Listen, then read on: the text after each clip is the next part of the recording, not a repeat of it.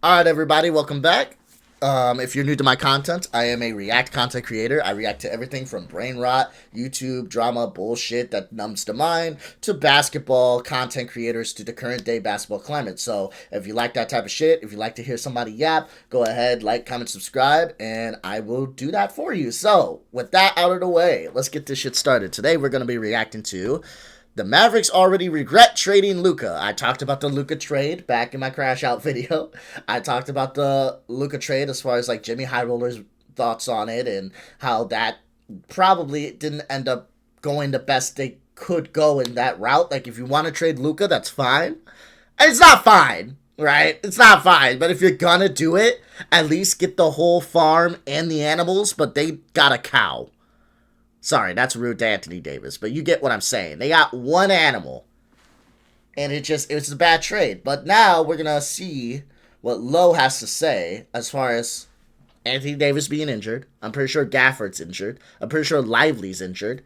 And the Lakers have been playing outstanding basketball and been the number one defense for the last 13 games. So, all right, let's see what Lowe has to say. Let's get this shit started. Put it at 1.25 speed and roll out.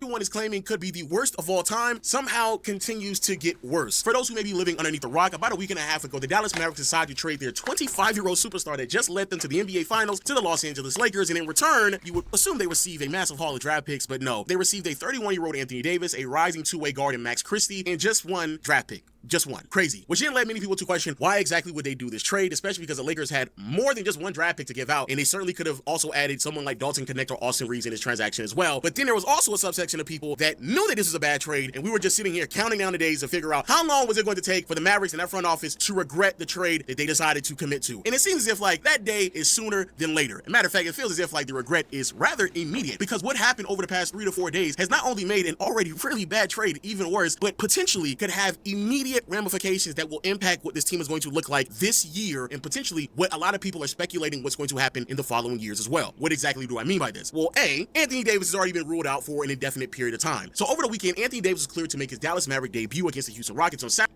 It's so sad because Anthony Davis was fucking balling. You know, I do feel bad for AD because you got people talking about AD like he's a scrub.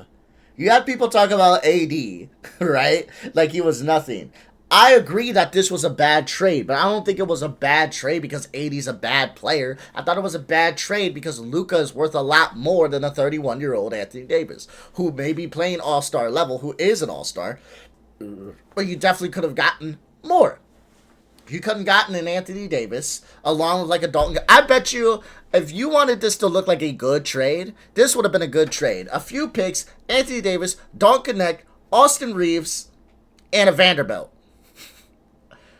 That like you would have to make out with the farm, dog. That's what would have happened. You would have done that trade. I would have said that at the end of the day, you should never have traded Luka. That is a generational player, but I mean, shit. That's a decent package. That's a decent package. But you didn't get that. You got Max Christie and Anthony Davis in one pick. Like, you didn't allow the Lakers to get worse, right? Like, this trade is not just a trade for the future. The Lakers have a chance to win this year. Because you took nothing away from the Lakers that would have fully fucking hurt them. You took away Austin Reeves, I would have said probably not. You took away Vanderbilt, I would have said probably not. You took away Dalton Connect, I'd say good backup, give or take, but probably not. And then if you took away Rui Hachimura, I'd probably say probably not, right? You had the chance to take all 4 of these players, dog. All 4 of them. All 4 of them. For a package, AD, Rui, Austin, Vanderbilt. And then you could have threw in Dalton, but that may have been overkill. But you could have definitely could have negotiated for those 4.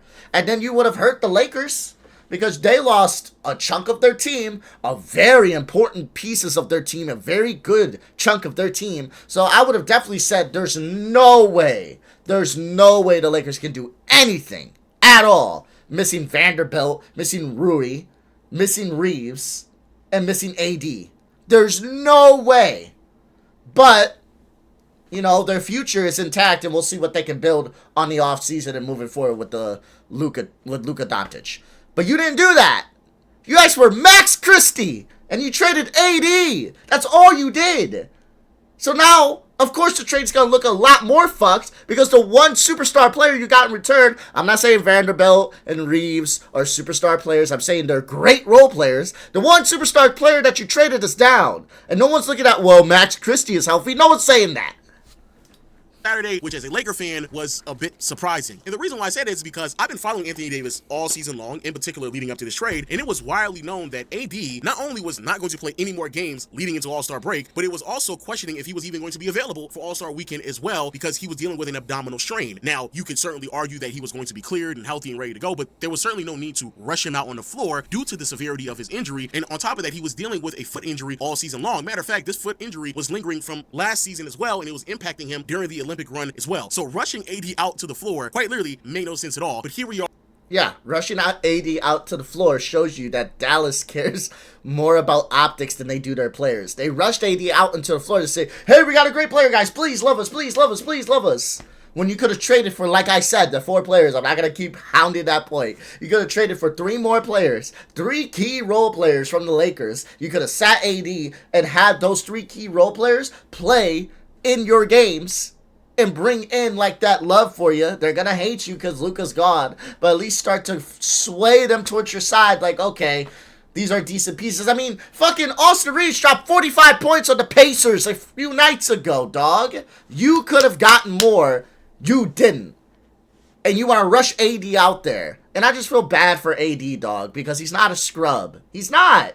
It's just he was part of a very fucked organization at this point, because this was just stupidity on another level. On Saturday afternoon, Houston Rockets, Dallas Mavericks, and to be fair to Anthony Davis, he was out there dominating out of his mind. As a Lakers fan, it really did bring tears to my eyes to see someone like AD go out there performing at a really, really high level. And the reason why he was able to do this is because, to be fair, Dallas is a really great team. They have all the proper pieces to put around AD to maximize who he is at the power forward position, especially defensively, but he was also just really great offensively as well. By the end of the first half, AD was dominating, recorded 24 points, 5 assists, 13 rebounds, 3 blocks, and shooting splits across the board that were impeccable. But again, defensively is where the impact was really felt. By the end of the first half, bro, Houston was shooting like 33% from the field and 33% from behind the arc. It was crazy. To see Davis play next to a 5 like Daniel Gafford, which is something he's been asking for years now, a bunch of other athletes and defensive-oriented players, you really get a feel for the type of impact that Davis could give you on a game-to-game basis. But unfortunately, it was short-lived. In the third quarter, AD started to miss his shots, just wasn't as impactful. And then in the fourth quarter, he went down with a non-contact injury, which, again, really, really tough to watch for AD. Now, originally, it was reported that it wasn't that severe of an injury. However, as time has progressed, we now realize it is in a left abductor strain that is going to keep him sidelined for multiple weeks and potentially more than an entire month of basketball, which is crazy for multiple reasons. But the most obvious one is if the Dallas Mavericks decided to trade Luka Doncic because he doesn't take the game serious, he's this fat slob who doesn't take his conditioning serious, and because he doesn't take his conditioning serious, that thus will leave him vulnerable to miss games because he's not going to be healthy enough to play these games. So what you decide to do is trade him for a player who also deals with health concerns as well in Anthony Davis. Yeah, that really makes a lot of sense. That's dumb. And to make it even worse, you decide to trade him, and then when you get him back, it feels like you rush AD on the floor, and just when you rush AD on the floor, you have him playing 20 minutes in the first half? You don't have him on a minutes restriction? What sense does that make? We're looking at the All-Star, but you don't even have to rush him out. What sense does that make? None at all. Zero. Zilch. Nada. That doesn't make any sense. So now the player that you traded for, in the attempt of avoiding the impact of missed games, is now going to miss games. But now it gets even worse, because for those who may not be aware, Derek Lively has also been missing games because he's been dealing with an injury. Matter of fact, he's been out for practically a month, and it's reported that he won't be back until the beginning of April, and potentially could be sidelined for the remainder of the regular season. So you're already missing a player. But then it continues to get worse. PJ Washington is also down with an injury. To be fair, it's not clear on how severe this is. It's just it seems like an ankle sprain, so he may just miss another game or two. But he's out. Also, let's not forget that Dwight Powell, he's been out since the middle of January as well. Jesus. And then just when you think it couldn't get worse, it does, because as I record this video just last night, Daniel Gafford bumped his knee, and now he's out. So that means Anthony Davis, Derek Lively, Daniel Gafford, PJ Washington, and Dwight Powell all are out. All your front court players are unavailable. And again, you allegedly make this trade, and Dwight Powell all are out. Here's the thing, and this is what I'm talking about. So you have 1, 2, 3, 4, 5 players out. You could have at least 3 role players. I'm not saying a Vanderbilt is A. Davis. I'm just saying, if you would have done the trade that I suggested, you would have had Vanderbilt, you would have had Rui, you would have had Reeves all on the court playing while you got some players out. Like, I'm just, again, it's a stupid trade to begin with. You should not have traded Luka. Then you went about it in a stupid way. And then since you went about a stupid trade in a stupid way, you put your player out there stupidly, who shouldn't have been back until after the All-Star break, and then get them injured. Like, it's all around stupidity from start to finish. It's just stupidity. I feel bad for Dallas fans, because it's not like they're a hotspot just dealing with a rough GM right now and a rough ownership, and then a few years down the line, things will get better. They're in Dallas. They're the Dallas Mavericks. They're not the New York Knicks. They're not the LA Lakers. They're not even the Chicago Bulls. Trust me, as a Bulls fan, we're dealing with our own shit at times. We're looking a bit better, though, as years progress. I like our young core. That's a conversation for another day, though. But you're none of these markets. You're the Dallas Mavericks, okay? It's hard to get players to even want to come to you in the first place. And then you had, like, what? You've been to the finals 3 times in the last 40 years. You had one player other than Luka Doncic who was a real superstar. And you trade him away for nothing. I'm not saying 80 is nothing. Let me rephrase that, because I don't like saying nothing. I know a lot of people are saying that, but I don't like saying nothing, because 80 isn't nothing. But you trade him away for way less the value that he's worth, okay? I used this analogy in the last video. I believe I talked about this. It's like trading away your one-of-a-kind, mint condition, amazing car for $2,000. It's still $2,000. $2,000 is still a lot of money, but it ain't worth what you're selling it for. You could get a lot more than that. And you just didn't for whatever reason.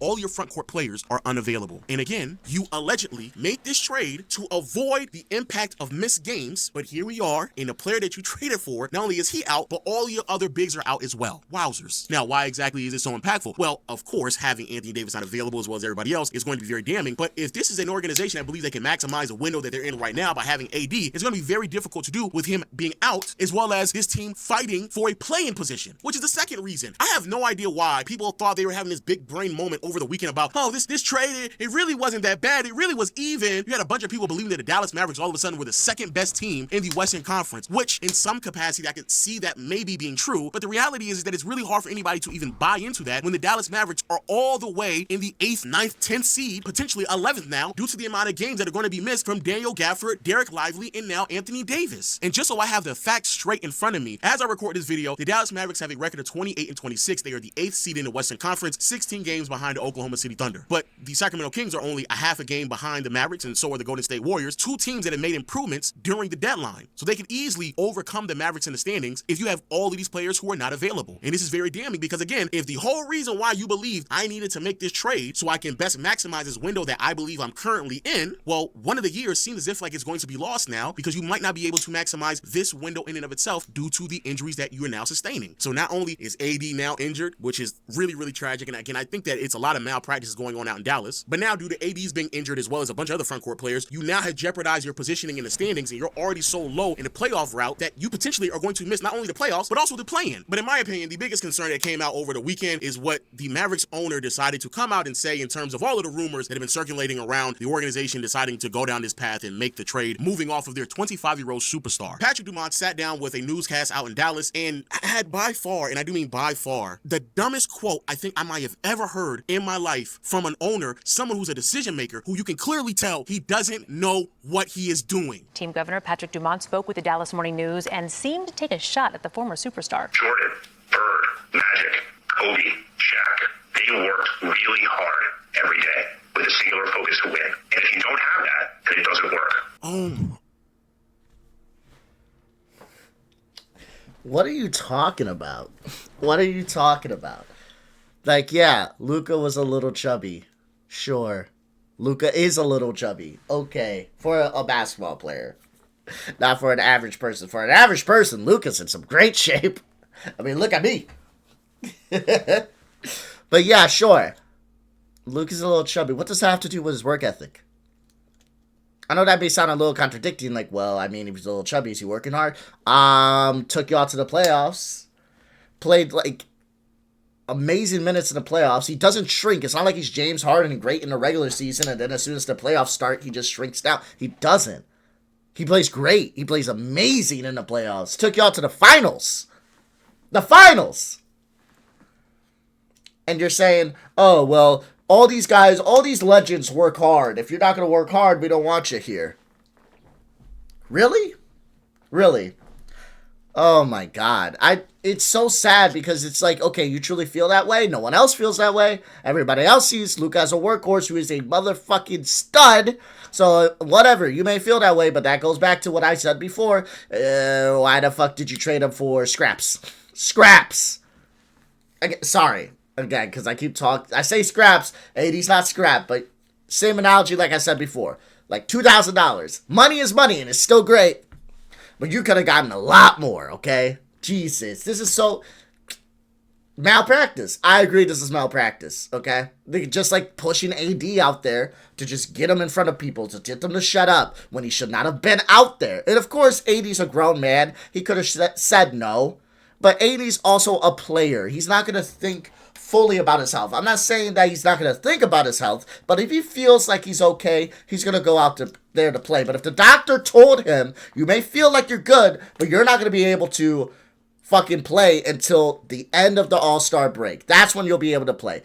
You'll get reevaluated. We'll see if you can play for the All-Star game. But my suggestion is not until the end of the All-Star break. You go with the doctor. Let me tell you guys something, okay? I talked about this a few times in my drama videos and my basketball videos. I got hit. Someone hit me with their car, and I got a compound fracture, and my bone came out of my fucking leg, dog. It was bad. It looked really bad. Okay?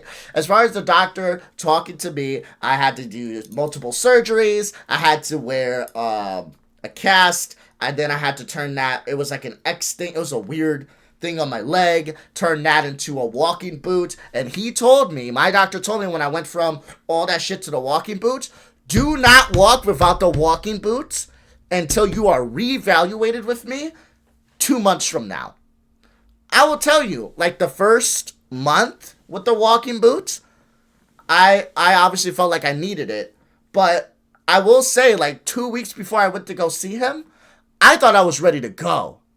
I wanted to get up and start walking by myself without the boots. But I remember what my doctor said. I went back to see my doctor for the second month. He said, I want you to wear the boot for like 2.5, 3 more weeks, and we're going to reevaluate you. Your leg is looking good. You're getting some of that strength back in your leg, and you're doing those exercises. That is good, because I had to do exercises as well. I had to do physical therapy. He said that is good. But the reason and I'm happy I listened to him. The reason I want you to keep walking in that boot is because your leg is still healing. And if you walk and put pressure on your leg without the boot, your leg is not going to heal properly. It's going to actually fuck yourself up. You may not be able to run properly, okay, if it heals wrong. So you need to continue to wear this boot, even if you feel like you can walk without it. And I went, oh shit. I am so happy that I listened to my doctor. But I wanted to do it on my own because I felt like I could. So yeah, the Mavs are to blame for AD's injury because he should not have been out there. Point blank period. They don't know what the fuck they're doing. Oh my goodness. Man, when I heard that quote, I lost my mind because now it's confirmed that y'all don't know what you're talking about. First and foremost, and I don't think I have to say this to a lot of people who are watching this, but to the potential millionaires who are watching this, the billionaires who want to own teams and make decisions that are going to ruin entire cities. Let it be known that this idea of like having this ultra hard worker who's obsessive with the sport and keeping his body in check, that is... If you're a millionaire or billionaire watching this right now, let me hold $1. $1. Let me hold $1. A very, very, very small amount of all-time greats who take it that serious. Be very mindful of what I just said. A very, very, very small amount of all-time greats. Not players. Even amongst all-time greats. It is quite literally like Kobe, LeBron. That's really about it. Everyone else throughout NBA history, they have either body issues or they have problems staying healthy. They have problems with this level of determination and concept of just being dedicated. And they all do things that are very questionable to the degree of dedication they may have to the sport in and of itself, but they tend to overcome whatever they may put their body through just solely based off the fact that they're that good at the game. Now, we can all disagree and go back and forth on how dedicated Michael Jordan may have been, even though there's been several reports of him not only showing up to Atlantic City gambling in the middle of a playoff series. God forbid anybody does that now. All of the clips and pictures of him smoking cigars and drinking alcohol, staying up late at night gambling all throughout the season. But hey, but for you to say Shaq's name, Shaq is so notoriously known for not trying hard that not only is it well documented, but he himself will tell you that he's not well disciplined, that he didn't give his 100% hardest, that he wasn't trying all the time. He will tell you himself. And the irony of it all is that not only will he tell you himself, he actually came to the defense of Luka over the weekend about this idea about how he's not disciplined, how he's fat, because Shaq knows himself that he was fat and it still led to dominance. So let me address one conspiracy theory that I was a part of. He's out of shape. He does this. He does that. Okay, now let's look at the facts. Last 5 years, has he been all NBA? Mm-hmm. What? Okay, which team? First. Okay, cool. Last 5 years, he's averaged what? Either like top 3 points per game in the NBA. Okay, yeah, 28. Last 5 years, has he taken them to the finals? He went to the finals and 2 conference finals. Okay, so my question is, and the answer is, what does it matter? In shape, you do all that. Out of shape, you do all that. What difference does it make, right? I used to come in out of shape on purpose because one, who the f am I getting ready for? I'm only getting ready for me and maybe one guy, which is Tim Duncan, but I don't really play him. So, here and here, I'm out. I talk about it all the time. I'm averaging 28, period. I'm going to be the top center at my position. So all this stuff, he was out of shape. That's just to throw dirt on his name and his legacy. But you're not really making sense because, to me, out of shape is I can't play, I can't breathe, I can't perform. This man's been first team All-NBA. I was first team All-NBA. This man's a future Hall of Famer. I'm a Hall of Famer. So the simple fact that you brought up Shaq in this equation about how you don't think that you have to be as dedicated as Shaquille O'Neal to win a championship lets all of us know that you're not serious at this. And it's why many of us don't believe you when you say these foolish things. That's why it's really, really hard for us to believe. And the reason why that he was doing an interview is because there has been a lot of rumors and conversations circling around the Dallas Mavericks organization on why they would actually make this trade. And it all ends in the direction of the organization with their new owners attempting to move the team to Las Vegas because the new owners have a bunch of money in casinos and gambling and all that stuff that's going on in Vegas. And with the idea of the league expanding and bringing a team out in Vegas, that they could potentially relocate the Mavericks out to where they have a lot of their money being invested into. Now, personally, I believe that's a bit elaborate, not to say that it can't be true, because it certainly can be, and it has happened throughout NBA history. However, what I do believe is much more realistic is that this is an organization that has a new owner group in the Adelman family that made a lot of money with casinos and resorts like they did in Vegas, and right now, in Texas, they're trying to convert them over to allowing sports gambling in that state. And by doing so, the new ownership group bought majority of stake in the Dallas Mavericks from Mark Cuban, and after doing that, they've been throwing a lot, and I do mean a lot, I think it's like tens of millions of dollars into. The Adelsons are casino magnates with significant holdings in Las Vegas and have been unsuccessfully lobbying the Texas legislature to legalize sports gambling so they can build a gaming resort in the Dallas Center. Under this theory, popularized by a Texas lawyer after the trade, ownership is putting the Mavs to make a Vegas move credible and therefore pressure the state to legalize gambling. So this is, at the end of the day, the only thing this reads to me is money. You don't care about your team. You don't give a fuck about your team. Your main focus is money. Your main focus is money. Now, if you were fucking smart, your main focus should be getting championships, because championships bring success, and success brings money. But nonetheless, this is stupid. Like, all you want to do is be able to have people gamble. You want people to be able to blow their money on your team or to blow their money against other teams so you can get a chunk of that change. That's all this is. You don't care about your team. Your team's a front. Your team's a front. That's all it is. I'm not saying it's like a dirty front. I'm not saying you're laundering money. I'm just saying you don't care about your team. It's a front. It's a lie. The only reason you have it is so you're able to push. Because like you said, you're threatening to push the team to Vegas. So you don't care about the Dallas Mavericks. You don't care about the history. You don't care about Dirk. You don't care about Mark. You don't care about the fans. You care about money. You want money. And you moved Luka. This is my conspiracy. You guys ready for this? This is a little bit of my conspiracy here. They moved Luka because they knew that pushing, it says unsuccessfully lobbying, right? That means it hasn't been working. They know that pushing gambling in Texas, which is a very conservative state, gambling can be hard to push, especially in a state like that. They know that it's hard to get the gambling out there for the legislator to approve sports gambling. So what they're doing, what they're showing, is that, listen, you guys love sports though. You love your Spurs. You love your Mavericks. We just traded your favorite player away. So when we sit here and we threaten you with us taking your team and moving it to Vegas, we are not making a threat. We are telling you that will happen. We just traded your favorite player. We will take your team away. That's what I feel like this is. I would not be shocked if Texas went ahead and said, fuck it, go ahead and build your fucking gaming resort in the next couple years. I would not be shocked. I would not be shocked. Now, I have no proof for this. I want to put that out there. I have no proof for this. I have no facts to back this up. This is just my opinion on the matter. This is my feeling that trading Luka was part of it. I think money was part of it, right? I think them not caring about basketball is another part of it, right? But I think this is also part of it, is them wanting to make sure that they can have a gaming resort in Dallas by any means necessary, and they will show Texas that we will take your team away if you fuck with us. Because we moved your player, we'll move your team.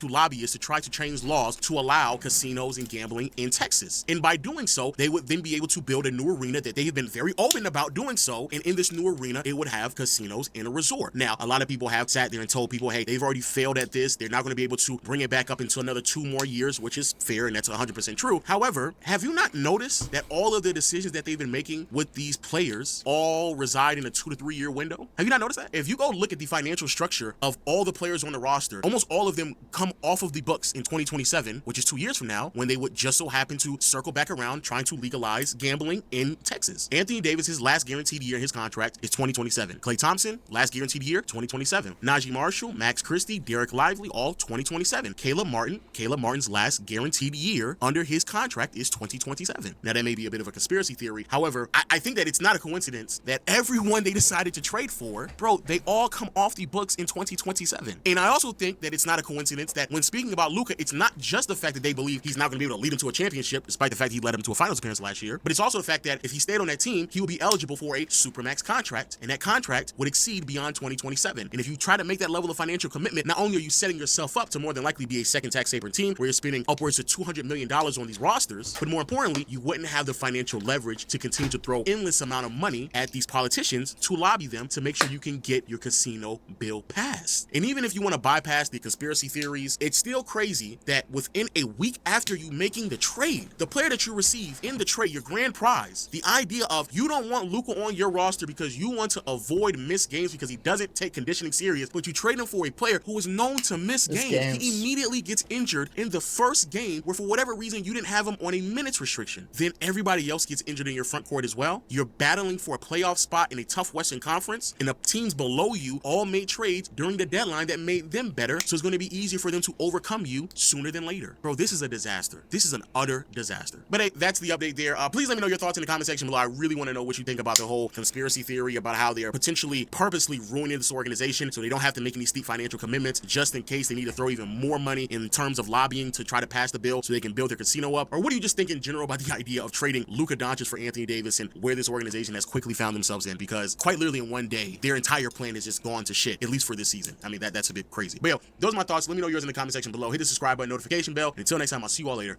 Peace. Yeah, I mean, I like the low post. I respect him. I respect his opinion. I understand what he's saying. I honestly believe when it comes down to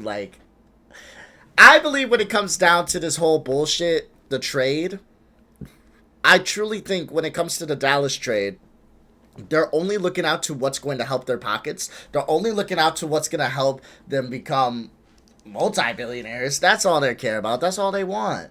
They don't care about this team. They don't care about Dallas. They don't care about the Mavs. And they'll fuck around and move Dallas to the Mavericks, not Dallas. But they'll fuck around and move Mavericks to Las Vegas if they have to, because they just don't care. They don't care. They showed you they don't care because they traded Luka. So they don't care. They don't care about Dallas. They don't care about the history. They don't care about the team. And that's just really fucking sad. It is depressing and it is sad. And I feel bad for the Dallas Mavericks because they showed you they don't care about the players by pushing out Anthony Davis when he should have been sitting on the bench for a good, 2.5, 3 weeks? Pushed him out almost a month early. For what? For what? So you can show people we got a player. that's just sad as fuck. But hey, it is what it is. If you're a Dallas Maverick fan and you know, you're feeling sad, but you want someone that can make you laugh and feel happy about yourself, go ahead and like, comment, subscribe to me. I got more content coming every single day. I post basketball drama. I alternate between the two. You'll always have a video every single day, at least 4 to 5 basketball videos, at least 4 to 5 drama and brain rot videos. So until next time, my friends, love ya, talk to you later, see ya, enjoy your day. Deuces.